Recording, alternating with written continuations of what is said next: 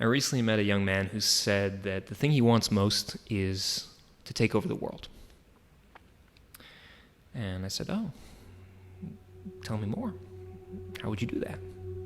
And he said, well, first, I'm starting a startup with a friend of mine, and we're going to make a lot of money, and I'm going to become rich. And when I'm rich, I'll run for Congress, and eventually I'll take control of the military, and so that I'll have them do whatever I want. And I said, oh, okay, well, what would you do then?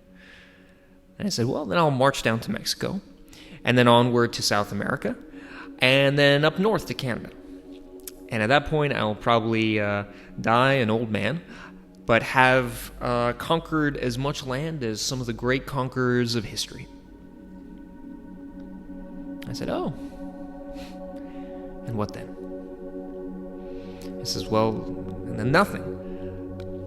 But if I don't do these things, then my life would have been worthless. It would have no meaning. And I heard him, and it filled me with sadness because I know that mentality. I know how many people in our society struggle with something very similar.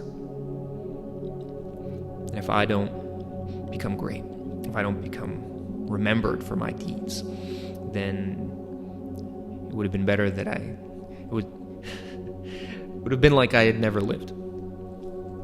And maybe better that I had never been born.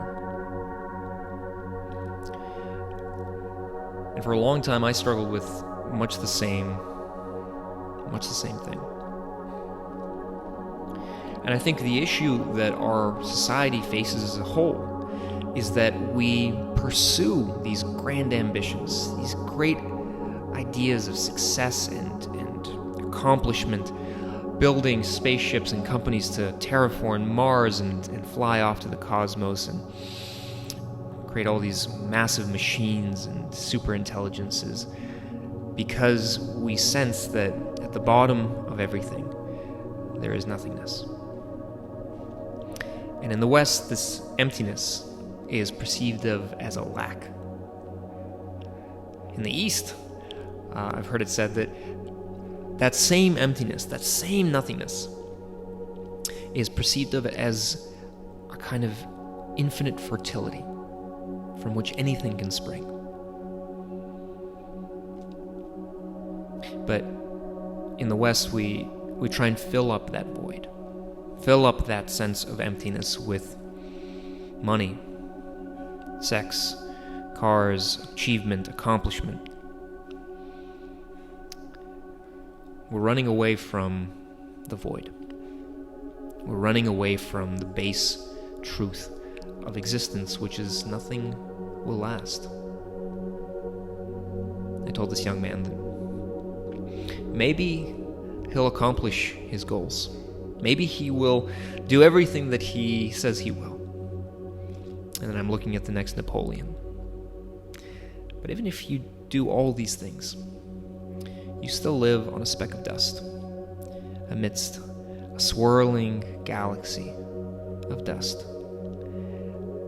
And with a breath from the universe, everything that you will ever accomplish will be gone.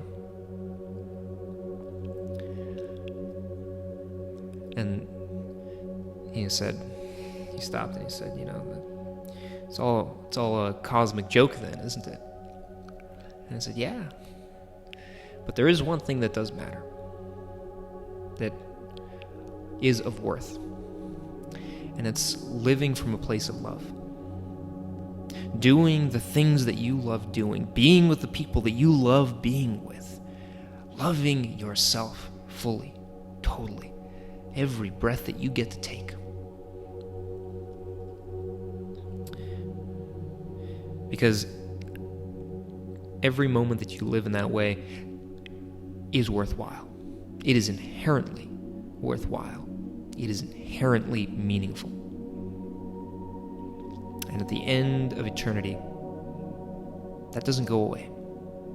You may die, all of this may be forgotten, but the fact that you lived at all, and lived from a place of wonder and love and beauty, that remains etched on the plate of eternity.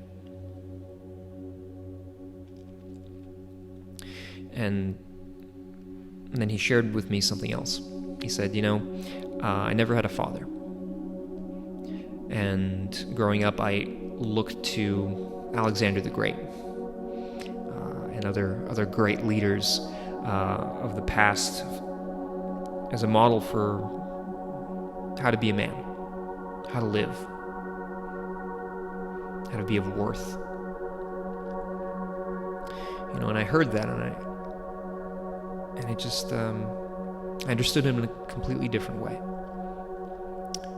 Instead of a great would-be tyrant and conqueror, I saw a little boy who wanted a father, a little boy who wanted to grow up and make his father proud.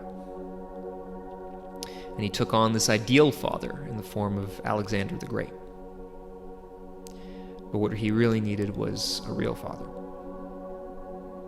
And I suspected, he didn't say this, but I suspected that maybe one of the reasons why he had these great ambitions for himself is that he hoped that someday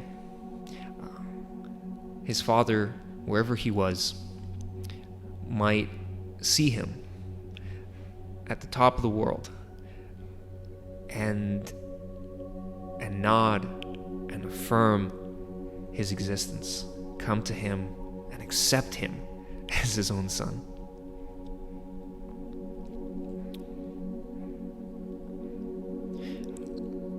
A lot of what we do, a lot of what we're looking for, it's not to be remembered by the history books.